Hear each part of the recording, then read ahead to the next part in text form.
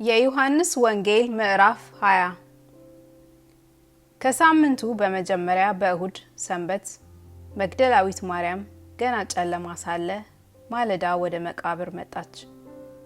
ድንጋዩም ከመቃብሩ ተፈንቅሎ አየች። እየሮጠችም ወደ ስምዖን ጴጥሮስና ኢየሱስ ይወደው ወደ ነበረው ወደ ሌላው ደቀ መዛሙር መጣ፣ ጌታን ከመቃብር ወስደውታል፣ ወዴትም እንዳኖሩት አናውቅም አለቻቸው። ስለዚህ ጴጥሮስና ሌላው ደቀ መዝሙር ወጥተው ወደ መቃብሩ ሄዱ። ሁለቱም አብረው ሮጡ። ሌላው ደቀ መዝሙር ከጴጥሮስ ይልቅ ፈጥኖ ወደፊት ሮጠና አስቀድሞ ከመቃብሩ ደረሰ።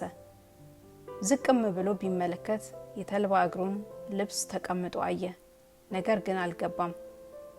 ስምዖን ጴጥሮስም ተከትሎት መጣ፣ ወደ መቃብሩም ገባ፣ የተልባ እግሩ ልብስ ተቀምጦ አየ። ደግሞም በራሱ የነበረውን ጨርቅ ለብቻው በአንድ ስፍራ ተጠምጥሞ እንደነበረ እንጂ ከተልባ እግሩ ልብስ ጋር ተቀምጦ እንዳልነበረ አየ። በዚያን ጊዜ አስቀድሞ ወደ መቃብር የመጣው ሌላው ደቀ መዝሙር ገባ፣ አየም፣ አመነም። ከሙታን ይነሳ ዘንድ እንዲገባው የሚለውን የመጽሐፉን ቃል ገና አላወቁም ነበርና። ደቀ መዛሙርቱም ወደ ቤታቸው ደግሞ ሄዱ። ማርያም ግን እያለቀሰች ከመቃብሩ በስተውጭ ቆማ ነበር። ስታለቅስም ወደ መቃብር ዝቅ ብላ ተመለከተች። ሁለት መላእክትም ነጭ ልብስ ለብሰው የኢየሱስ ሥጋ ተኝቶበት በነበረው አንዱ በራስጌ ሌላው በግርጌ ተቀምጠው አየች። እነርሱም አንቺ ሴት ስለምን ታለቅሻለሽ አሏት። እርሷም ጌታዬን ወስደውታል፣ ወዴትም እንዳኖሩት አላውቅም አለቻቸው። ይህንን ብላ ወደ ኋላ ዘወር ስትል ኢየሱስን ቆሞ አየችው። ኢየሱስም እንደሆነ አላወቀችም። ኢየሱስም አንቺ ሴት ስለምን ታለቅሻለሽ?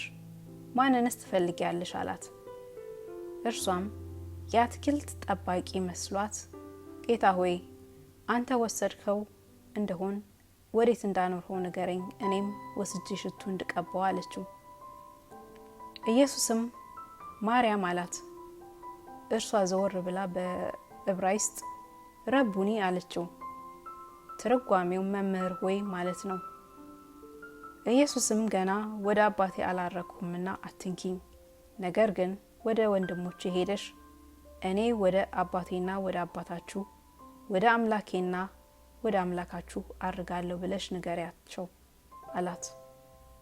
መግደላዊት ማርያምም መታ ጌታዬን እንዳየች ይህንን እንዳላት ለደቀ መዛሙርቱ ነገረች።